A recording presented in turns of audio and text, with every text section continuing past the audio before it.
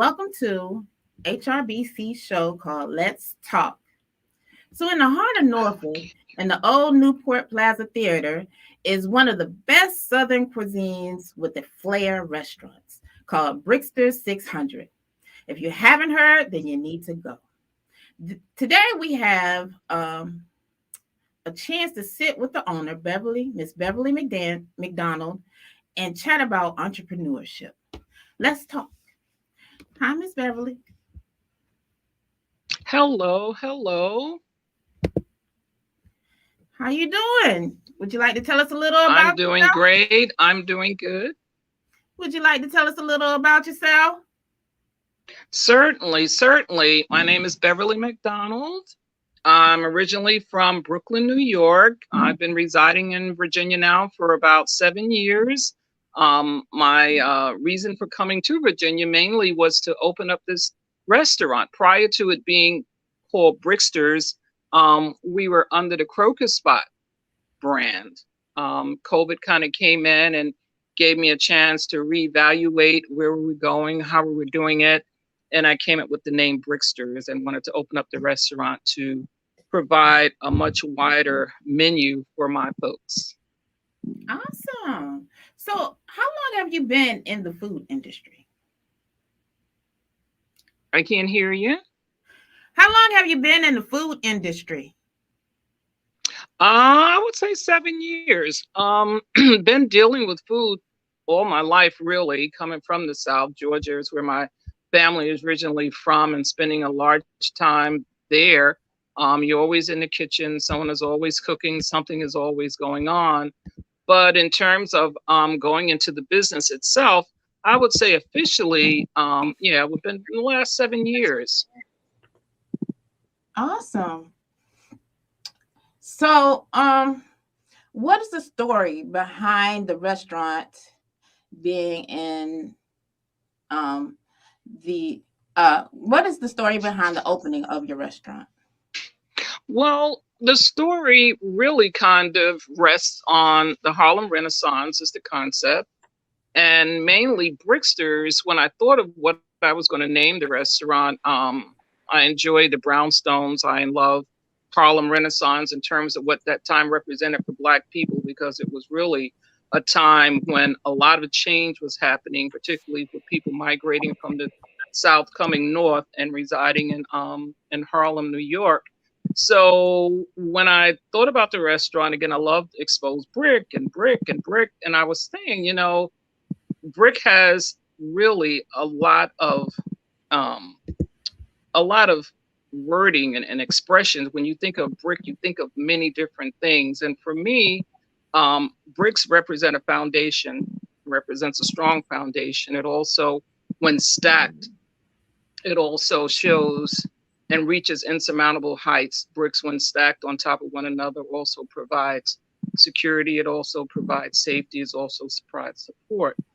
And when you think of that and you transcend that into what our people have done, particularly African Americans that came before us, the Lena Hornes, the Louis Armstrongs, and even prior to that, we stand on their shoulders as bricks stack up.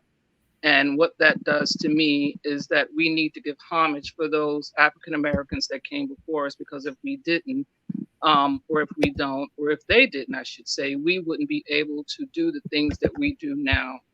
They provide the foundation, their shoulders that we stand on. So I feel very, very connected in that way. Definitely feel as though we need to give tribute more and more and more to those who have come before us. Pay that type of respect. Awesome. What is the significance of your restaurant being in the old Newport Plaza? Well, initially the restaurant was under the Crocus Spot brand, and Crocus Spot brand, which I really was what had drawn me to the restaurant or to start working, is that it goes with the concept of what the original, let's say, building had stood for. This was an old theater. It was built in 1928. And when you do that and you think of concepts and how you want to develop and evolve, you take the original purpose of what the building was. Being that it was an old theater, it fit right into the concept of the Harlem Renaissance and what was going on then. So you will see things like, like I said, pictures on the bathroom doors, different doors. You'll see stars, Josephine Baker, Cab Calloway, and you build on that concept of what it was originally built for. Again, it was an old theater. We seat about 175 people. We still have the old Newport Plaza ions outside, so that we keep that whole concept going in terms of the history of the building and the history of our people. Awesome. So name some things that you do to improve the community. Well, we're starting a number of things. One of the things that I'm most anxious and very, very proud of is we're starting a young folks mentorship. Young Oh, folks that are interested in getting into the restaurant business, not just so much being a part of the culinary piece, but also the full concept of running a business, looking at youngsters from about 7 to about 11 years old to come in and take part in what it would be like to actually own a restaurant from nuts to bolts, from the cooking to the parts whereby you're marketing in terms of letting them see just what it takes in order to run what a day-to-day encounter would be in running a restaurant, to see if they're really interested in that. Everyone is not cut for, let's say, and going to college is not a bad thing, not at all, but to give them alternatives. A lot of them have different things that they want to do. They don't all want to do the same thing. So those that show some interest, I'm looking forward to pushing that, having them to work along with the cooks, having them to work along with our administrators, our managers, and just working in that. And the only thing that will be excluded, of course, is the alcohol. We won't be working with them on that, but for them to just see what it looks like to lay a restaurant out and to start a restaurant from the beginning until the end, coming up with your concept and moving through the whole process is very important to me. And I feel very, very proud of that. Other involvements we connect with a lot of the local churches, providing meals from time to time, working hand in hand with them. Our cornbread has always been a big hit, so we inundate folks with cornbread, and they love it because we get that good hot homemade cornbread. And we're not talking about a jiffy box; we're talking about real down south home cooked cornbread. And we did that a lot, working with Pastor Joseph as well as Pastor Butler recently in terms of the services that they were providing at the Methodist Church on Colonial. Unfortunately, they were removed from that particular location and looking for other places that they can go to keep doing the food pantry. They do a lot of tutoring of children, working with autistic children, working with some of our adults in terms of being able to help them prepare for jobs, getting them food, getting them clothing, getting them places to stay. Um, just a whole gamut, tutoring after school.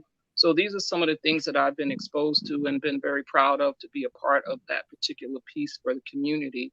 And like I said, we're going through some changes right now, but we're hoping that we can get with city council to help us to be able to relocate, or help them, I should say, relocate, so that they can continue those services in the community and reaching out to people to help them address some of our specific needs. awesome. Do you have any special events coming up? Oh yes, yes, we do. We have an event coming up.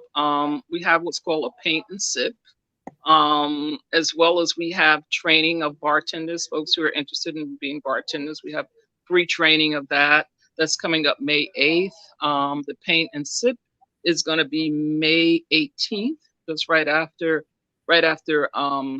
Mother's Day. Mother's Day is May 8th. So the training is next Tuesday, and I can't think of the date offhand, but next Tuesday, I think that's the third. Yeah, I think that's either the third or the second.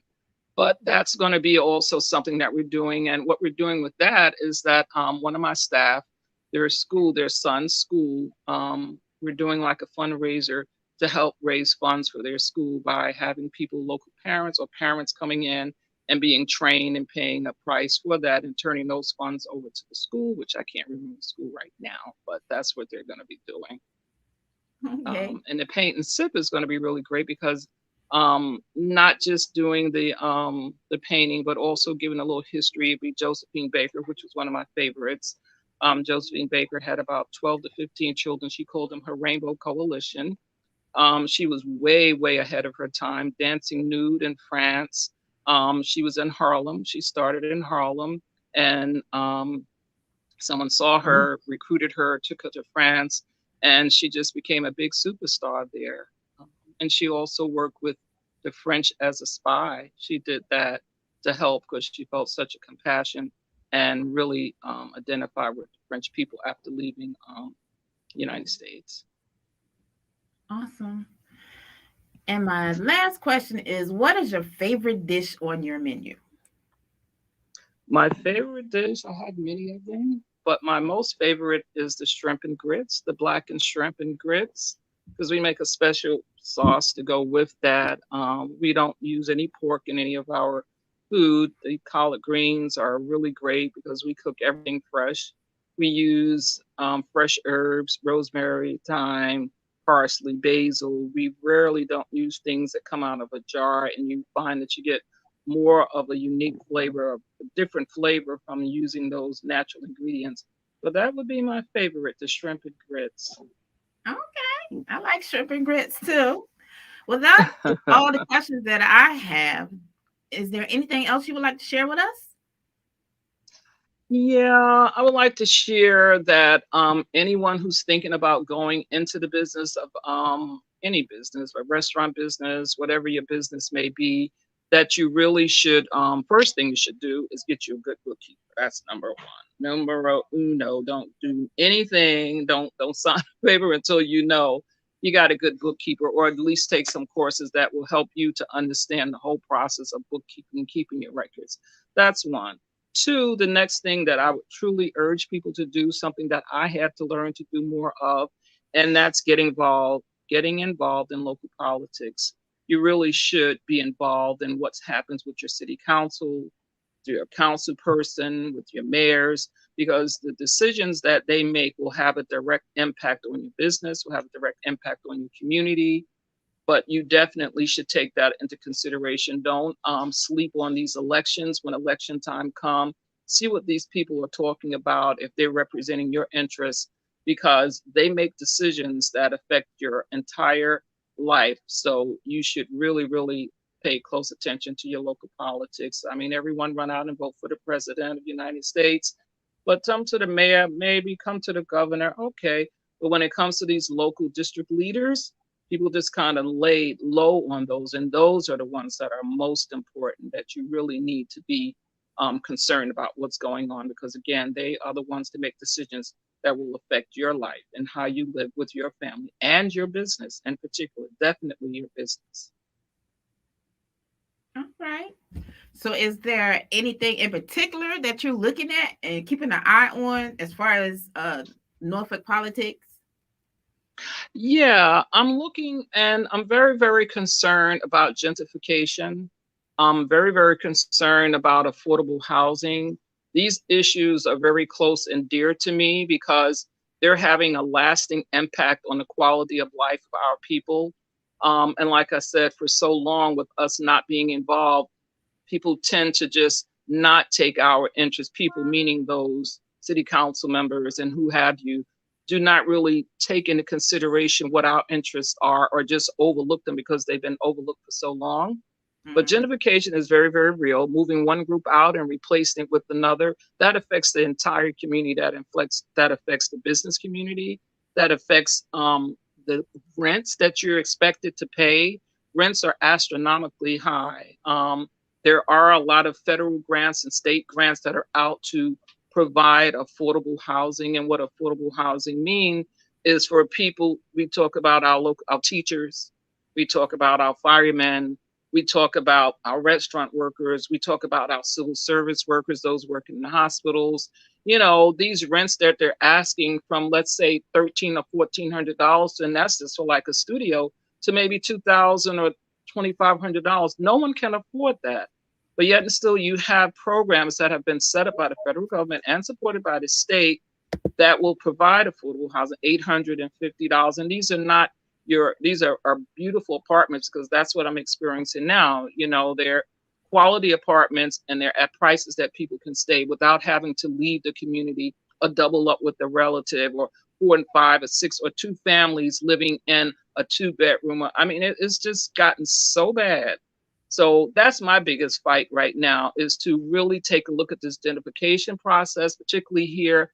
I'm located in Park Place, and this community in particular is going through a large gentrification. They're doing a lot of building, but the building is not for people who are with moderate incomes. It's not.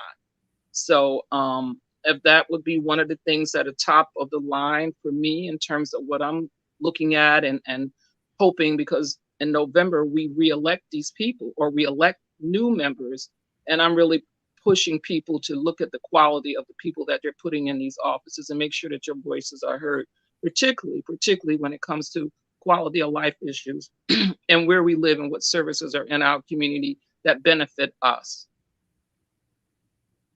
Yes. Well, that is all the questions that I have for you today. I really appreciate you coming and talking to us about these topics. And I can't wait to get to your restaurant so I can have some shrimp and grits. Oh yes, you're gonna love it. Believe me, I put on at least about another 3 or 4 pounds. I don't know what's going on. It seems like I just looked at the food and it just jumps on the hips and jumps on places that it shouldn't jump. So with the spring coming and having to take off your coats, I'm gonna have to get on that gym a little bit and push myself away from the table. But do come. Mother's Day is coming. Make reservations. We still have room. And it's a great experience, particularly, like I said, for our older generation. I have, as you can see, a really weak spot for our seniors. I love them, and just being able for them to talk to me about the way it was, and just really cherish that, because the way it was, we're getting further and further away from that. And I think that we really need to spend a little more time with it. So come on out for Mother's Day. Every other Friday, we have live entertainment. We have a little stage here. We have local bands to come in and play. We have a real quality list in terms of our drinks. We do have happy hour.